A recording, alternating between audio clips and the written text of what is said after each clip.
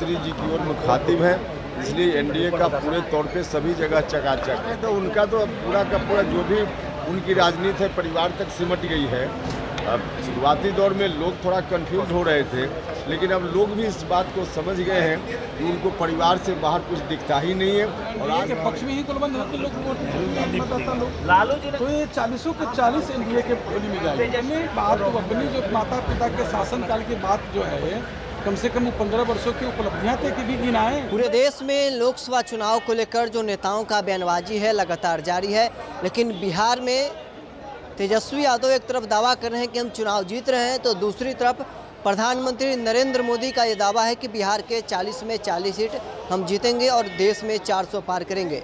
अब इस पर राष्ट्रीय लोक मोर्चा के राष्ट्रीय अध्यक्ष उपेंद्र कुशवाहा और जदयू के प्रदेश अध्यक्ष उमेश सिंह कुशवाहा ने कहा है कि प्रधानमंत्री जो काम किए हैं उनके हिसाब से 40 में 40 सीट हम बिहार में जीतने वाले हैं और विपक्ष के पास न कोई मुद्दा है, विपक्ष से हम लोग काफ़ी आगे हैं और बिहार के 40 में 40 सीट जीत जाएंगे। वहीं उपेंद्र कुशवाहा ने तेजस्वी यादव को लेकर कहा कि तेजस्वी यादव अपने परिवार से निकलते नहीं हैं। वहीं रोहिणी आचार्य के नामांकन पर उपेंद्र कुशवाहा ने कहा कि ये तो अब साबित हो गया कि लालू परिवार के अंदर ही सब कुछ है, परिवार से बाहर वो लोग निकल नहीं सकते हैं। पहले लोगों में ये भ्रम था, लेकिन ये अब लोगों के सामने सच आ रहा है।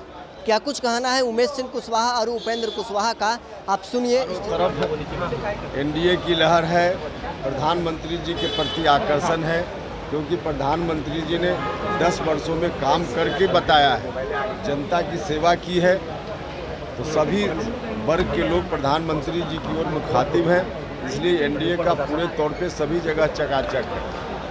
रोहिणी आचार्य के नॉमिनेशन में जा रहे हैं तो उनका तो पूरा का पूरा जो भी उनकी राजनीति है परिवार तक सिमट गई है। अब शुरुआती दौर में लोग थोड़ा कंफ्यूज हो रहे थे, लेकिन अब लोग भी इस बात को समझ गए हैं कि उनको परिवार से बाहर कुछ दिखता ही नहीं है और आज तक नहीं दिखा तो आगे कहाँ दिखेगा। पवन सिंह कितनी बड़ी चुनौती होंगे काराकाट में आपके? वोटिंग परसेंटेज बहुत कम आ रहा है, इसके बारे में क्या बोलेंगे? अरे भैया, गर्मी का माहौल है, इसके चलते वोटिंग परसेंटेज कम है, लेकिन आगे के लिए हम लोगों से आग्रह कर रहे हैं कि वोटिंग परसेंटेज बढ़ाइए। गर्मी एक दिन सह लीजिए, 5 साल राहत मिलेगी।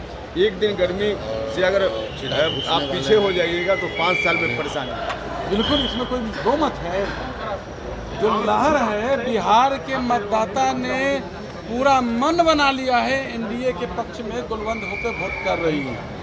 दोनों जो चुनाव हुआ है, प्रथम चरण का, द्वितीय चरण का, उसमें तो पराई पूरा एनडीए के पक्ष में ही गुलबंद होते लोग मतदाता लोग। लालू जी तो ये 40 के 40 एनडीए के बोली में जाएगी। तेजस्वी यादव कह रहे हैं 400 पार के नारे भी नहीं लगा रहे हैं।